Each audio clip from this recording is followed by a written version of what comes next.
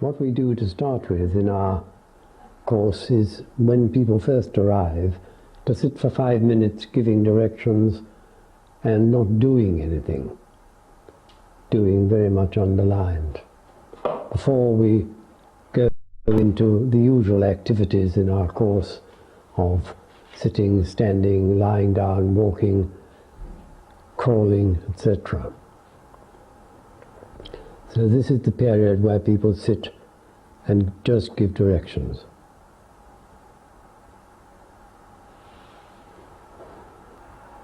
After this period of not doing, the teachers go around giving people what we call turns. A turn is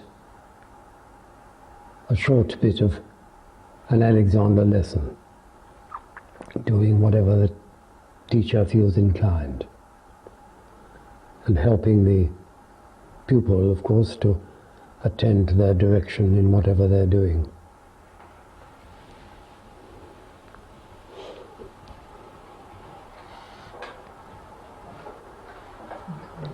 I better have the chair in the middle, hadn't I?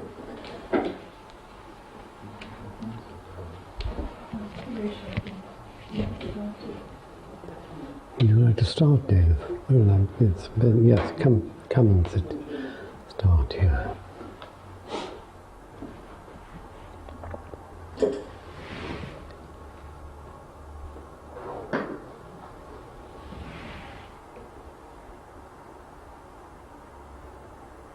And with experienced pupils like our students, one does very much less talking.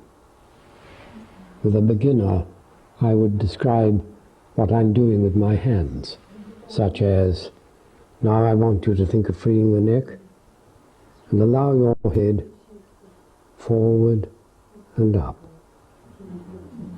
and give them the directional experience with my hands. Then go on with that direction and think of your back lengthening and widening. At the same time, releasing the shoulders and letting them spread out.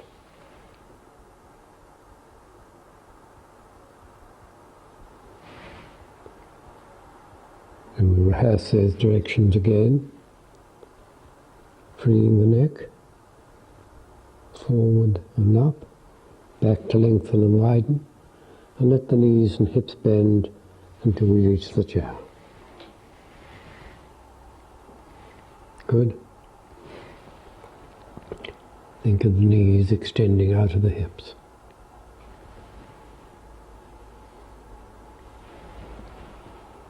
And let the hands rest on the leg, freeing the arms, fingers, wrist.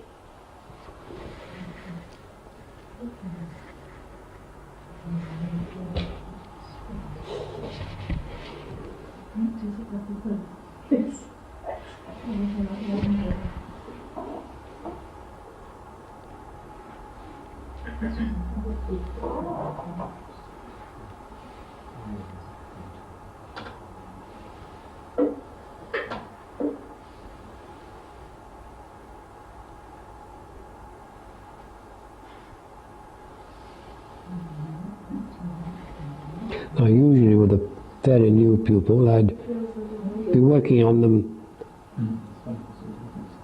working in the sense of transmitting directions through my hands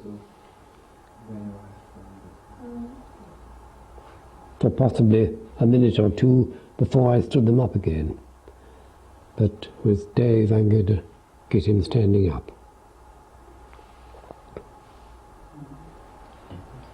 Now to stand up, Dave, think no, and to free the neck.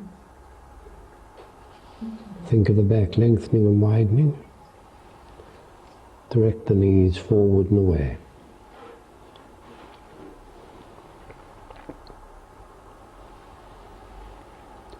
And instead of standing up the usual way, I'm going to ask you to come back against my arm, freeing the neck, letting the back lengthen and widen, to come back, and go on coming back as I take you up. That's it. Good. The idea there being to help the pupil not think of standing up, because coming back against my arm is quite different and gives them a better chance of going on with their direction.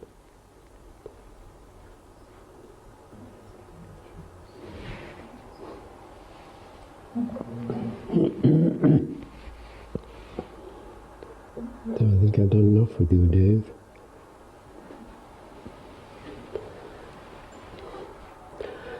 So,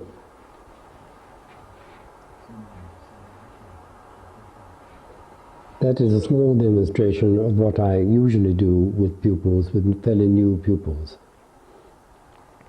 What would you like now, Freddie? What would I like her to be thinking about? Yes.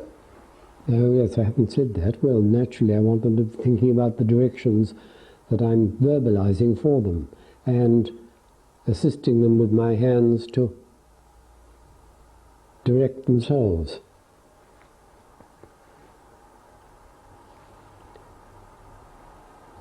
One thing we miss out in a demonstration of this sort is it all becomes much too serious. Lindsay's usually good at smiling, but may not be able to in this situation. I'm inhibiting. That's right. Now we're going to sit down and you think, no. Going to release the neck, allow the head forward and back. Lindsay's a professional singer, so she's used to the glare of publicity. Can you whisper down maybe later? We'll do whispered hours later, I think. Yes, Lindsay is very... I'm fascinated here. Yes. I'm very... Do you say, please tell us the importance of whispered hours in singing? Well, isn't that coming in the next, when Lindsay gives her? All right. Is it important to whisper down? I think so, yes. Correctly done. Which is very difficult. Which is very difficult indeed. Yeah. What's very important for Alexander to whisper down? Yes. Yes, he thought somebody once asked him what a whispered hour is good for, and he said what you should ask is what they're not good for.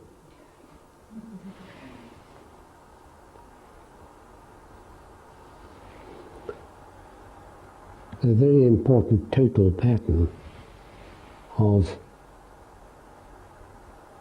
breathing, speech, and which we're doing most of the time, more or less interfering. Lindsay, a bit later, is going to lead the whole class in saying some whispered hours.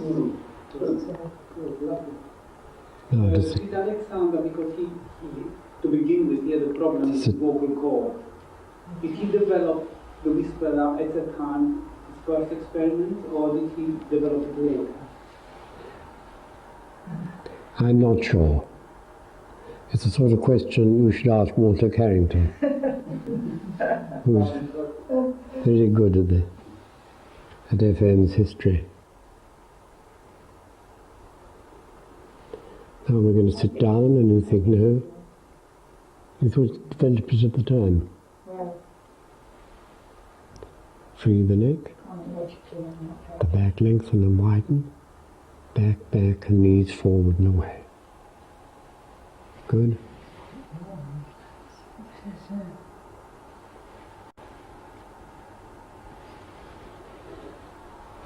And what I'm doing is going round the directions, hopefully at the same time as the pupil, who is also maintaining all the other directions. Directions to the head and neck, directions to the back, the shoulders, the chest. and the legs. It's important for the pupil not to be concentrating on what the teacher's hands are doing, but going on with their directions elsewhere.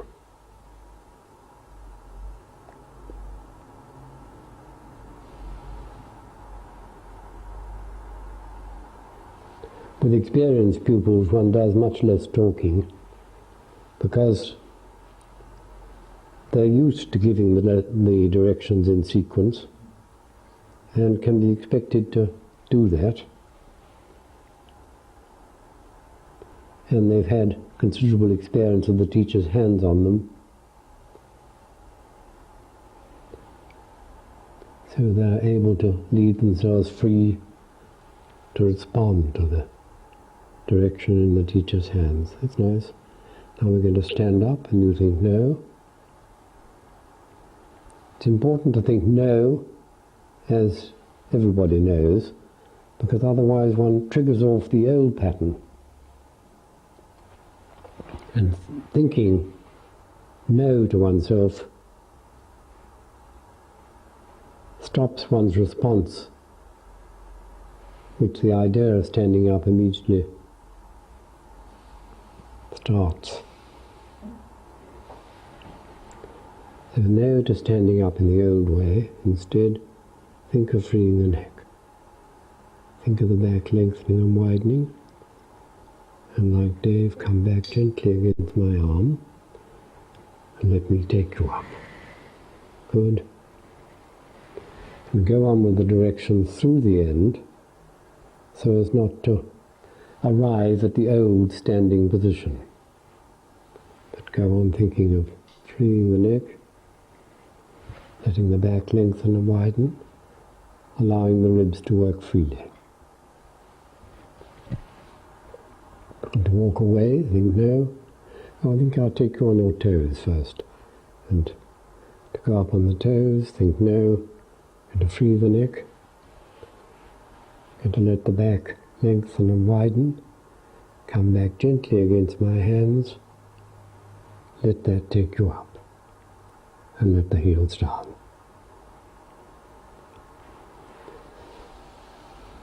When people succeed in going on with their directions for that simple activity, it gets their back working,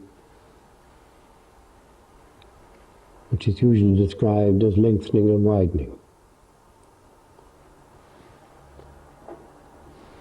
And is a foundation, of course, for moving around and walking, which we're about to do.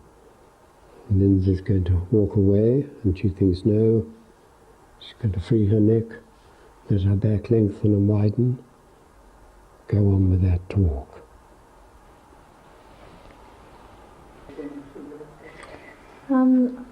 I think, to have the aim of natural birth is a good approach, but at the same time to be too rigidly sort of have any set ideas about how the birth is going to be, I feel is dangerous, because it is a very unpredictable event, really. But I think Alexander can help in terms of helping you to learn how to free yourself and give you the best possible opportunity to have a natural birth. And with the help of whispered R's and squatting and being familiar with certain positions which facilitate the birth of the babe, I think is very helpful and gives any mother a lot of confidence.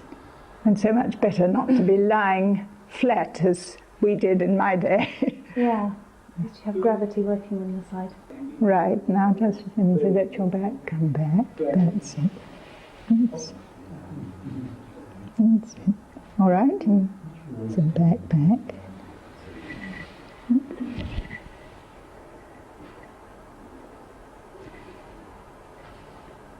And we can try that this way.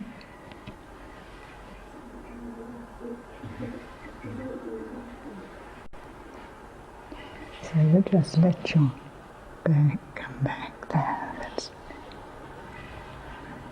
feet well apart.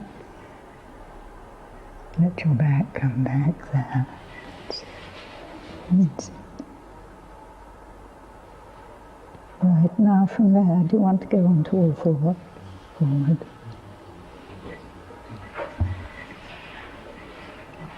And watch the freeing the neck here. Freeing the neck.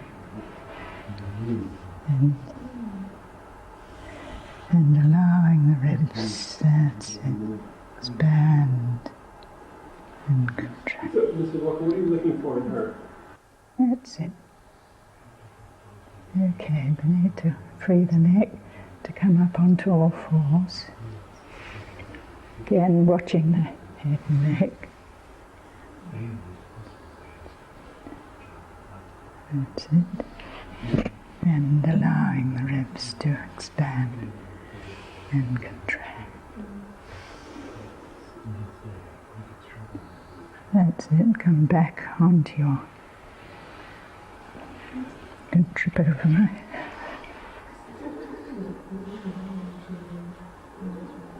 That's it. Right up onto your knees.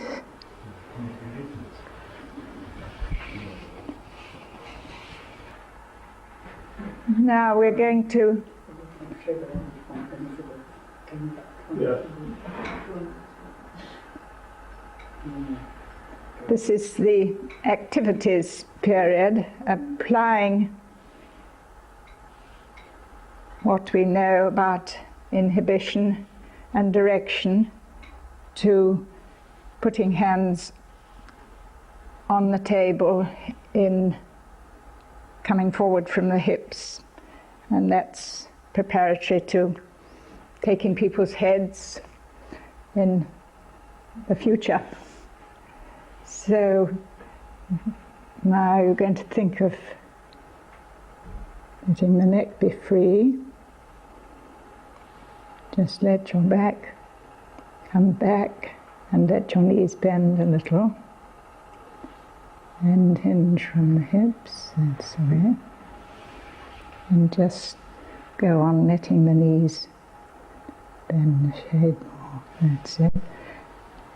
And as you put your hands on the table, lengthening the fingers and the thumb, freeing the wrist, directing the lower arm away from the wrist and towards the elbow,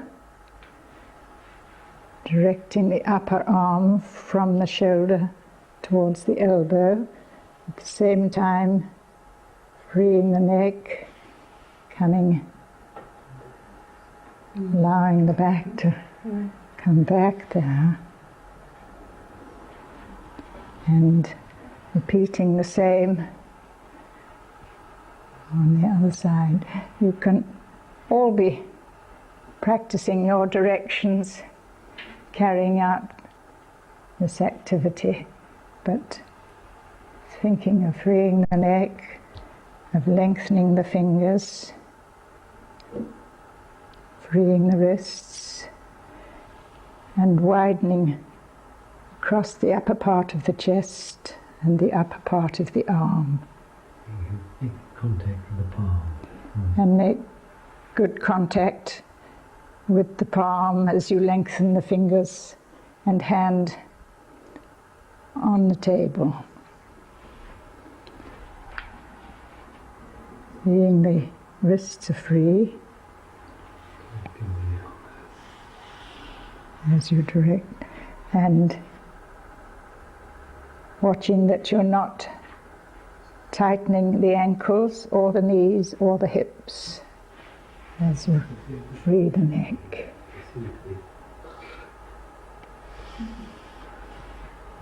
Right, and don't stay there too long. Free the neck to take the hands off.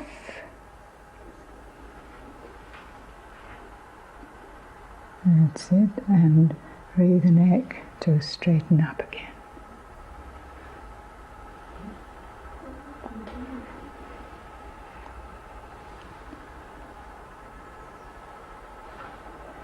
And these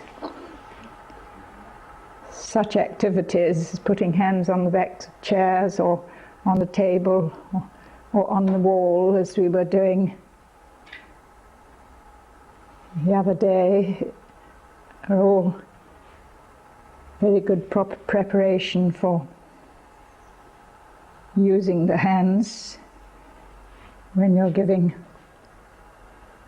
lessons to pupils.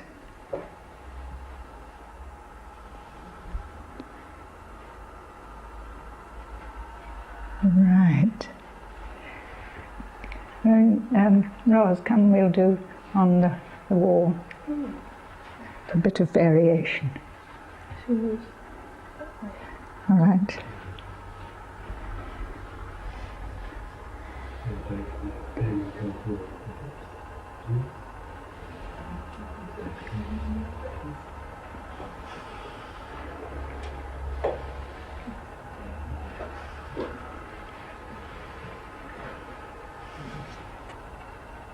So just let the knees go a little. That's it.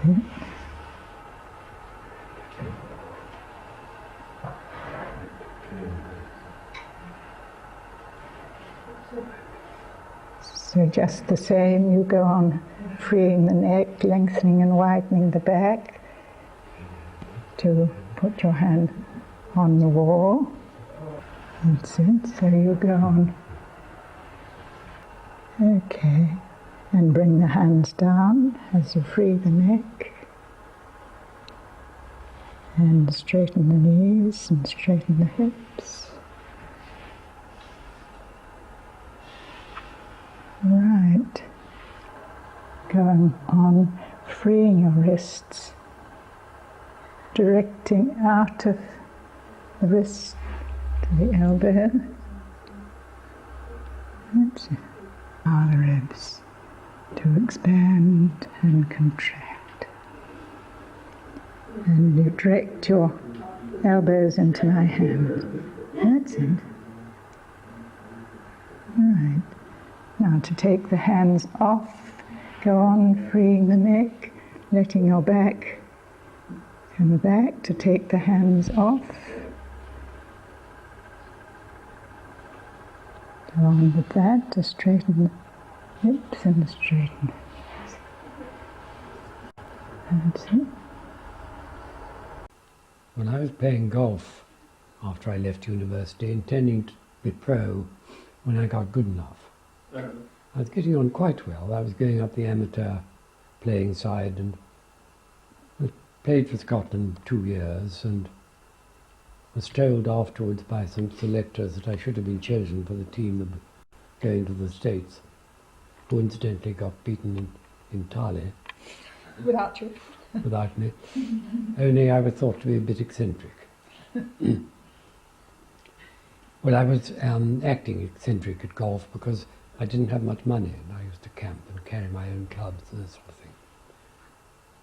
And I read one of Alexander's books, Constructive Conscious Control, as it happens. And this came as an entire revelation to me. I thought almost immediately that I needed to know about his work if I was going to get where I wanted to in the golfing world. But thinking quite innocently that a course of lessons of 6 weeks or so would enable me to apply these principles to hitting golf balls. So I went to London, where my mother had a house, so it was easy, and I had a course of lessons. Probably had 30 or 40 lessons, mainly from Alexander, some also from Marjorie and Pat, and went back to try and apply it to golf and soon saw that I hadn't gone far enough. And then I gave up golf temporarily and went into Alexander's teacher training course that was running at the time, mainly in order to get lots of work, not actually with the intention of being a teacher. Mm-hmm. That's how I started. Charles Neal was a very good teacher, I think, but rather on the doing side. Yes, and when he qualified, he put out a pamphlet as to what he was going to do. He was going to teach at Dolphin Square and gave one to Alexander And Alexander said, "Oh, you can't say that sort of thing." And Charles Neal replied to that comment by sending Alexander a lawyer's letter. Well, that's a bit of a solid break. Yes. And he went teaching on his own. Charles Neal did. And I think he was a very effective and excellent teacher, except that he didn't teach Alexander's principles of inhibiting and directing. Well, for about a year I was thinking I was still intending to play golf. And I don't know if I was still intending the second year of training. And then the war came, and I got married to Elizabeth. And that makes a different sort of background, really. I think I was always interested in applying Alexander's principles to action in some sort. Yes. I found, for instance, that my skill in rock climbing, as a result of using myself a little less badly, was much improved. Went up about 2 grades. Yes. Incidentally, it's interesting because Bonington, Yes. Okay. a distinguished mountaineer called Bonington, is quite an enthusiast for Alexander's ideas. He gets taught in the Lake District, and his wife has joined a training course up there. And Bonington says the same, that it certainly improves one's rock climbing ability. I would think so, but principally I think awareness of what one's doing, improved sensory appreciation, and the ability to direct it afresh in a new direction. No, I didn't apply to that. I was interested in psychology. Did a course in Aberdeen University when I was working at golf there. No, I don't think I thought of applying the Alexander technique in a psychological sphere, but thought it was pretty obvious that one should, if possible, but that it would be rather difficult. And it seems to be adequately described by a tendency to go forward and up. That's what seems to happen. It isn't much in the way of a movement, it's much more in the way of a direction.